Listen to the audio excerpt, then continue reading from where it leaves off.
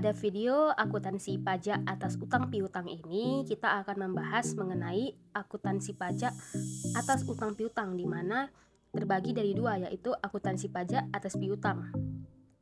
Di akuntansi pajak atas piutang ini, kita akan membahas mengenai pengakuan piutang usaha, metode penghapusan piutang, akuntansi pajak atas piutang, serta piutang dengan pihak yang memiliki hubungan istimewa. Nah, selain akuntansi pajak atas piutang, kita juga akan membahas mengenai akuntansi pajak atas utang, di mana dalam akuntansi pajak atas utang kita juga akan membahas mengenai utang dagang akuntansi komersil, utang dagang dengan jaminan, wesel bayar, utang dividen, biaya yang masih harus dibayar, utang pajak, utang lainnya, utang dalam mata uang asing, utang bunga pinjaman, serta yang terakhir perbandingan antara utang dan modal. Yang pertama ada akuntansi pajak atas piutang. Nah, dalam praktiknya, akuntansi komersial melakukan pembentukan penyisihan untuk mengantisipasi kemungkinan kerugian dari piutang yang tak tertagih, dan hal tersebut merupakan hal yang lazim terjadi.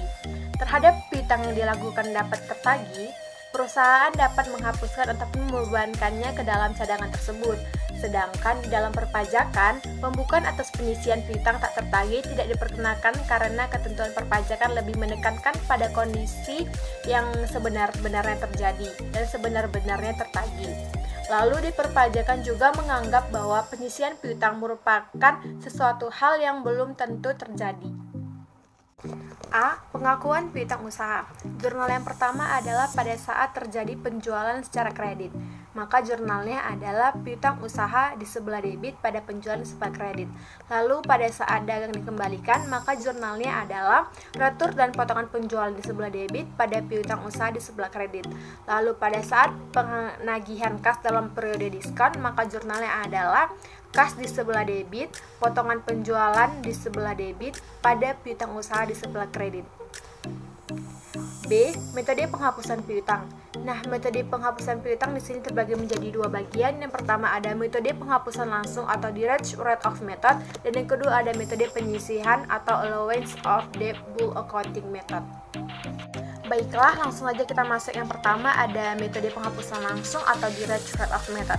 Nah, jurnal untuk menghilangkan akun yang tak tertagih adalah yang pertama, beban piutang tak tertagih di sebelah debit pada piutang usaha di sebelah kredit. Yang kedua, piutang di sebelah debit pada beban piutang tak tertagih di sebelah kredit. Dan yang ketiga ada kas di sebelah debit pada piutang usaha di sebelah kredit. Lalu, jurnal apabila suatu piutang yang telah dihapuskan di kemudian hari dapat ditagih kembali, maka piutang tersebut harus ditimbulkan, dan jurnalnya adalah piutang usaha di sebelah debit, beban piutang tak tertagih di sebelah debit, pada kas di sebelah kredit, dan piutang usaha di sebelah kredit. Baik, langsung saja yang kedua ada metode penyisihan atau allowance of debt bulk account method. Nah, yang pertama untuk mencatat penjualan, jurnalnya adalah kas di sebelah debit, piutang di sebelah debit, pada penjualan di sebelah kredit. Lalu jurnal untuk mencatat penagihan piutang adalah kas di sebelah debit, potongan penjual di sebelah debit, pada piutang dagang di sebelah kredit. Lalu yang ketiga untuk mencatat penghapusan piutang, jurnalnya adalah cadangan kerugian piutang di sebelah debit pada piutang di sebelah kredit. Lalu yang keempat, jurnal untuk mencatat adanya kepastian akan diterimanya piutang dagang yang sudah dihapus adalah piutang di sebelah debit pada cadangan kerugian piutang di sebelah kredit. Dan yang terakhir ada jurnal untuk mencatat taksiran kerugian piutang. Jurnalnya adalah kerugian piutang di sebelah debit pada cadangan kerugian piutang di sebelah kredit. Baik, langsung saja kita masuk ke contoh soalnya, yaitu ada pada tanggal 31 Desember 2016, pembukuan PT Prabu terdapat antara lain akun beserta saldonya antara lain sebagai berikut. Piutang sebesar 10 juta, cadangan piutang tak tertagih sebesar Rp300.000, penjualan 60% penjualan kredit sebesar Rp20 juta, lalu retur penjualan dari penjualan kredit sebesar Rp2 juta, dan potongan penjual sebesar Rp600.000. Yang diminta di sini adalah jurnal penyesuaian 31 Desember 2016 untuk mencatat transaksi sebagai berikut. A. Besarnya kerugian piutang tak tertagih ditaksir sebesar 2% dari penjualan bersih. B. Jika diketahui ternyata ada seseorang debitur pailit sehingga tidak dapat membayar utangnya sebesar 5 juta. Dan yang C, piutang yang telah dihapuskan sebesar 5 juta dari poin kedua ternyata diterima kembali sebesar 3 juta rupiah. Baik, langsung saja kita masuk ke penyelesaiannya. Untuk jawaban yang A, jurnalnya ada kerugian piutang tak tertagih pada cadangan piutang tak tertagih sebesar Rp348.000. Itu didapat dari 2% dikali dengan 20 juta dikurang dengan 2.600.000, maka dapat hasilnya Rp348.000. Nah, ini mencatat transaksi kerugian piutang. Lalu jawaban yang B, jurnal yang B itu ada cadangan piutang tak tertagih pada piutang dagang sebesar 5 juta. Nah, di sini untuk mencatat penghapusan piutang. Lalu untuk jawaban yang ketiga yang C, di sini ada 2 jurnal. Jurnal yang pertama itu untuk mengembalikan piutang yang sudah dihapuskan. Itu piutang dagang pada cadangan piutang tertagih sebesar 3 juta rupiah. Dan jurnal yang kedua untuk mencatat penerimaan piutang yang sudah dihapuskan adalah kas pada piutang dagang sebesar 3 juta rupiah. Baiklah, langsung saja masuk ke pembahasan selanjutnya, yaitu mengenai akuntansi pajak atas piutang, di mana pada pasal 6 ayat 1 huruf H Undang-Undang PPH nomor 36 tahun 2008 tentang pembebanan biaya atas piutang yang nyata-nyata tidak dapat ditagih, yaitu dengan syarat yang pertama telah dibebankan sebagai biaya dalam laporan laba rugi komersial. Yang kedua, wajib pajak harus menyerahkan daftar piutang yang tidak dapat ditagih kepada Direktur Jenderal Pajak. Yang ketiga yaitu telah diserahkan perkara penagihannya ke pengadilan negeri atau instansi pemerintah yang telah menangani piutang negara, atau adanya perjanjian secara tertulis mengenai penghapusan piutang atau pembebasan utang antara kreditur dan debitur yang bersangkutan, atau telah dipublikasikan dalam penerbitan umum atau khusus, atau adanya pengakuan dari debitur bahwa utangnya telah dihapuskan untuk jumlah tertentu. Serta yang terakhir yaitu syarat sebagaimana yang dimaksud pada huruf C atau yang ketiga tadi tidak berlaku untuk penghapusan piutang tak tertagih debitur kecil. Nah, sehubungan dengan metode penghapusan piutang dagang, metode penghapusan langsung adalah metode wajib untuk tujuan-tujuan pajak penghasilan dan tidak diizinkan untuk menggunakan metode penyisihan. Sebagaimana yang dijelaskan pada bagian sebelumnya, ketika metode hapus langsung digunakan, beban kredit macet atau biaya piutang tak tertagih hanya akan dicatat atau diakui jika pelanggan tertentu benar-benar menyatakan bahwa ia tidak dapat membayar, atau bisa disebut dengan kerugian sebenarnya. Nah, tidak berdasarkan perkiraan kerugian. Jadi, ketika perusahaan menemukan bahwa pelanggan tertentu tidak dapat membayar, maka perusahaan akan segera menghapus piutang dagangnya pada tertentu di samping kredit atau tanpa membuat penyisihan terlebih dahulu. Nah, menagihnya di samping debit sebagai biaya kredit yang buruk atau biaya piutang yang tidak dapat ditagih. Nah, selanjutnya untuk pajak penghasilan nomor 36 tahun 2008 pasal 9 ayat 1 huruf C, di mana memperkenankan pembentukan cadangan atau pemupukan dana cadangan untuk jenis usaha tertentu.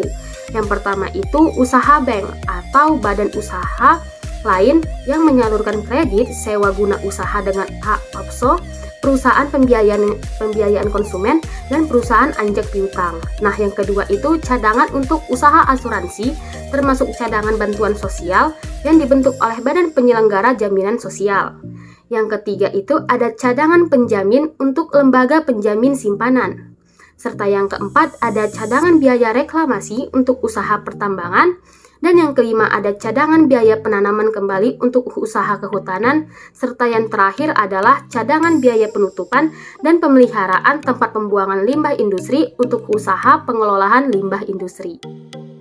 Nah, baiklah, langsung saja masuk kepada contoh soal, di mana pada tanggal 5 Januari 2017, PT Jaya ini telah melakukan transaksi penjualan barang dagang secara kredit kepada PT Zain sebesar Rp4.500.000. Ini sudah termasuk PPN di dalamnya 10%. Nah, PT Jaya ini telah dikukuhkan sebagai pengusaha kena pajak pada tanggal 1 Januari tahun 2015. Untuk sistem pencatatan persediaan yang digunakan oleh PT Jaya adalah sistem perpetual, di mana harga pokok penjualan atau HPP senilai Rp2 juta. Adapun jurnal atau pencatatan atas transaksi tersebut yaitu pencatatan yang pertama, piutang usaha sebesar Rp4.500.000 di debit, pada pajak keluaran sebesar Rp450.000 di kredit, serta penjualan sebesar Rp4.050.000 di kredit. Untuk harga pokok penjualan sebesar Rp2 juta di debit, serta pada persediaan sebesar 2 juta di kredit.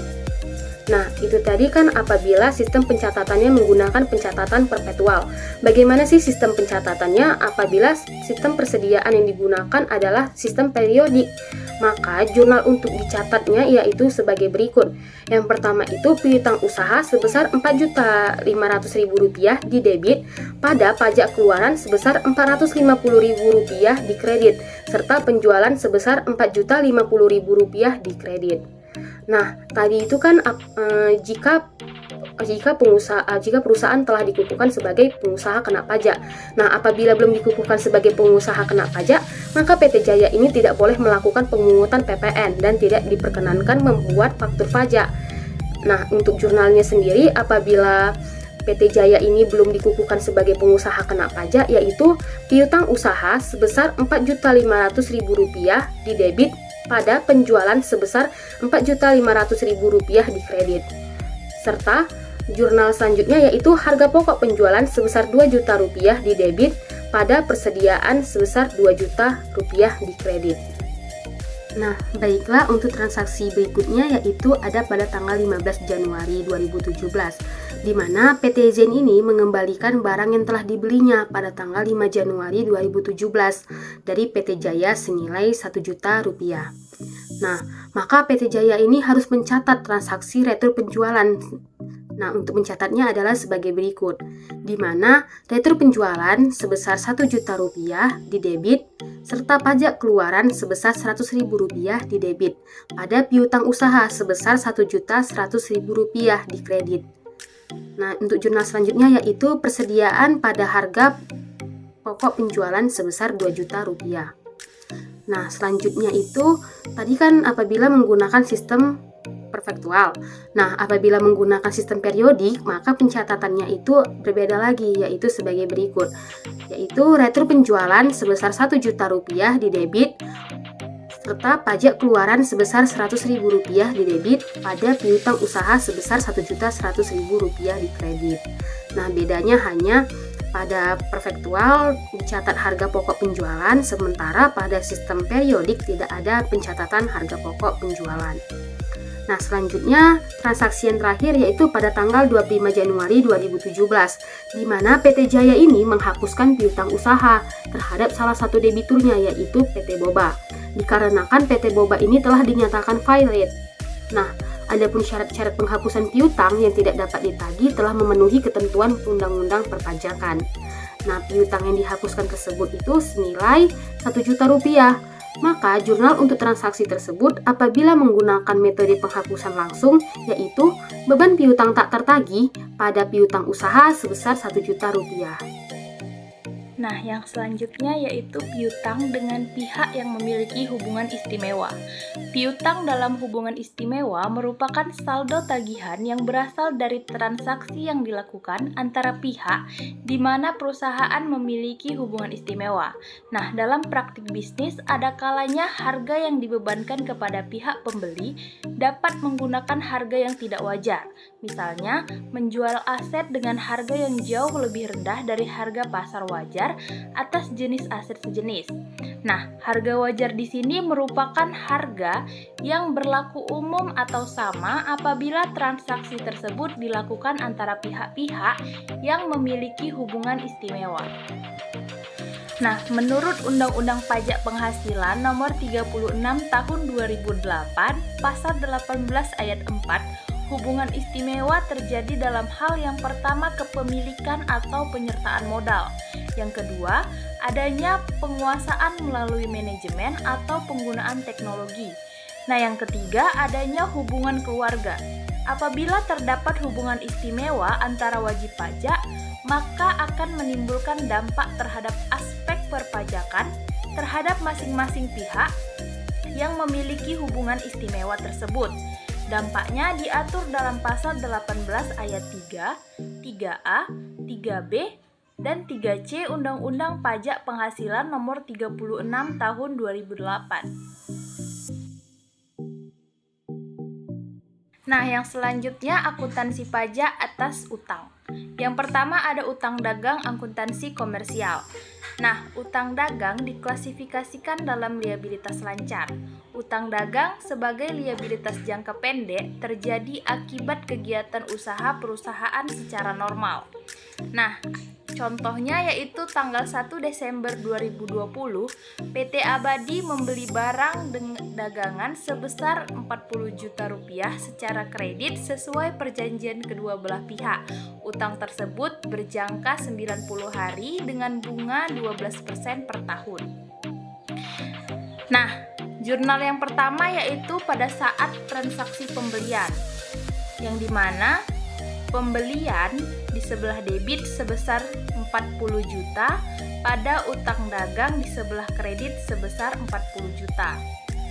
Nah, jurnal yang kedua pada saat pelunasan sebagai liabilitas, yaitu utang dagang di sebelah debit sebesar 10 juta pada kas di sebelah kredit sebesar 10 juta.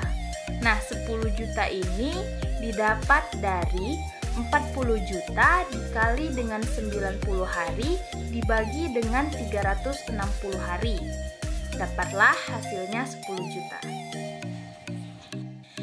Nah, yang selanjutnya yaitu utang dagang dengan jaminan atau warranty liability. Saat penjualan, perusahaan memberikan jaminan atas produknya. Di lain pihak, penghasilan dan biaya dipertemukan. Maka, utang dicatat dalam periode penjualan dan selanjutnya apabila terjadi perbaikan atau pengembalian, utang tersebut akan dikurangi. Dengan contoh, selama bulan Juni 2020, perusahaan telah menjual produknya seharga Rp600 juta dengan garansi selama 36 bulan. Apabila kemungkinan adanya perbaikan, diasumsikan rata-rata per bulan 5% dari harga jual untuk perbaikan. Nah, yang pertama yang harus kita buat yaitu jurnal pada saat timbulnya hutang jaminan. Nah, yaitu biaya utang jaminan di sebelah debit sebesar 30 juta pada utang jaminan yang masih harus dibayar di sebelah kredit sebesar 30 juta. Kemudian, jurnal yang kedua yaitu pada saat terjadinya perbaikan, yaitu utang jaminan yang masih harus dibayar di sebelah debit sebesar 30 juta pada kas di sebelah kredit sebesar 30 juta. Nah, 30 juta ini didapat dari 600 juta dikali dengan 5%, dapatlah hasilnya 30 juta.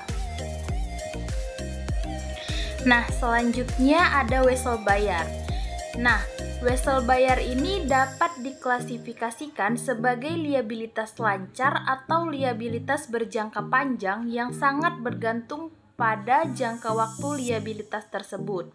Pengklasifikasian lainnya yaitu dalam wesel berbunga atau wesel tidak berbunga. Dengan contoh, pada tanggal 6 Desember 2020, PT Manyar menarik wesel tak berbunga berjangka waktu 60 hari sejumlah 10 juta. Wesel tersebut ditarik sebagai akibat adanya pembelian barang dagangan kepada PT Dadali. Nah, jurnal yang harus dibuat yaitu jurnal pada saat pembelian, di mana pembelian di sebelah debit sebesar 10 juta pada wesel bayar di sebelah kredit sebesar 10 juta. Kemudian adapun jurnal yang kedua yaitu jurnal pembayaran pada tanggal jatuh tempo, di mana wesel bayar di sebelah debit sebesar 10 juta pada kas di sebelah kredit sebesar 10 juta.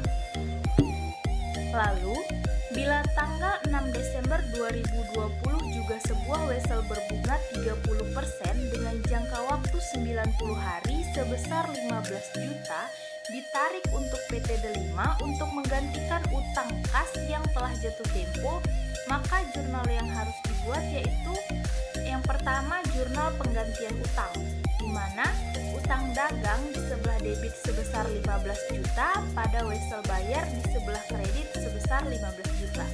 Kemudian jurnal yang kedua yaitu jurnal pembayaran atau pelunasan, yang dimana wesel buyer di sebelah debit sebesar 15 juta, bunga di sebelah debit sebesar 1.125.000 pada kas di sebelah kredit sebesar 16.125.000.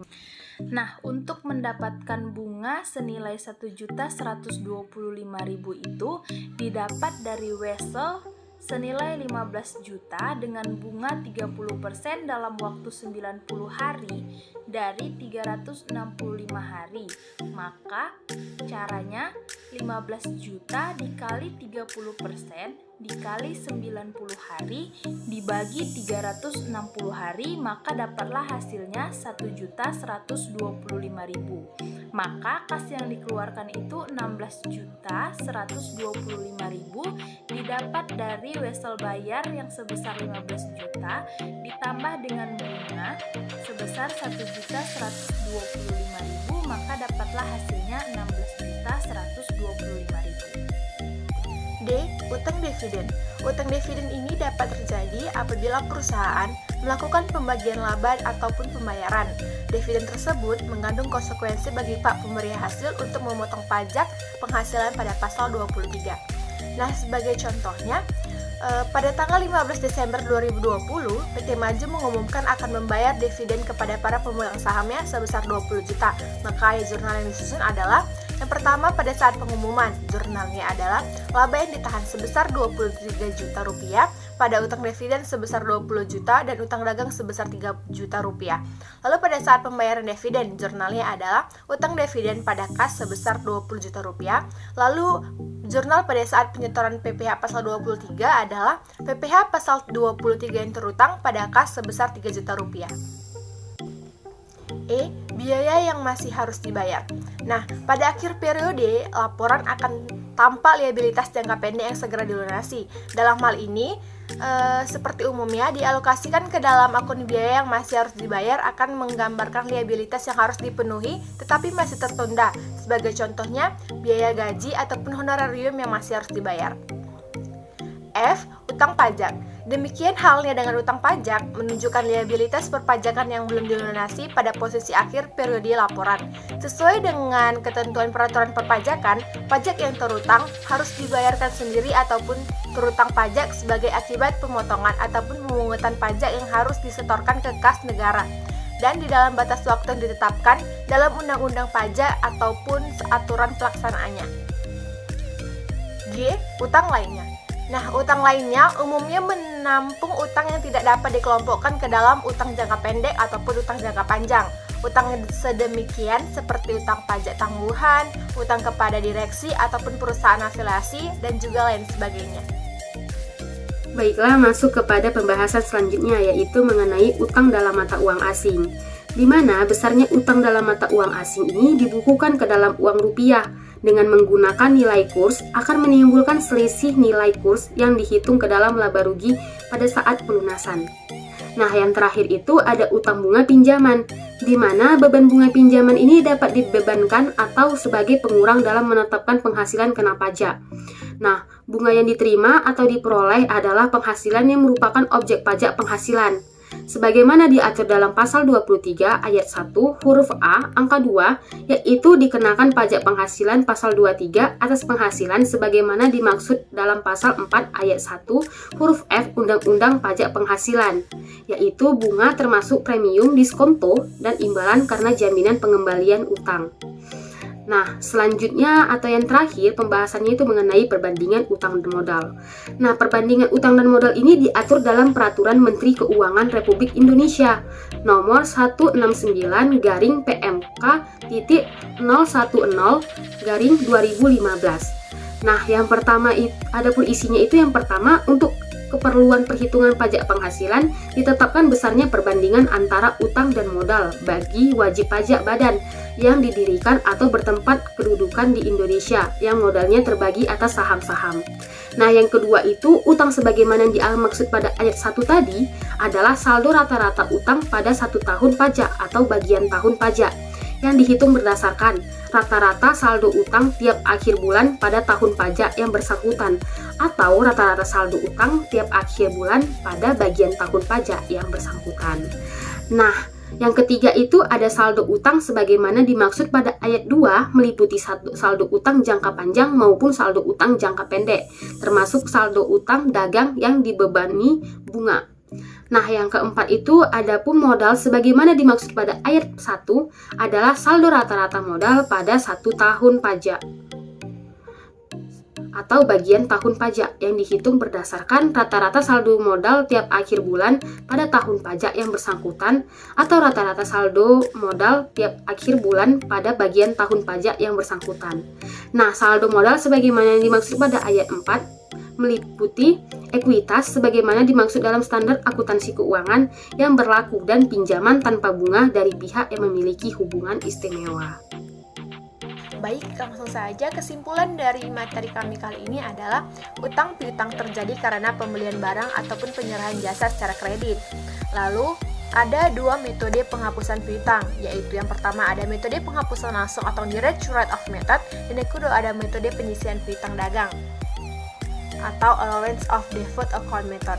Nah, sehubungan dengan metode penghapusan piutang dagang, metode penghapusan langsung adalah metode yang wajib untuk tujuan-tujuan pajak penghasilan dan tidak diizinkan untuk menggunakan metode penyisihan.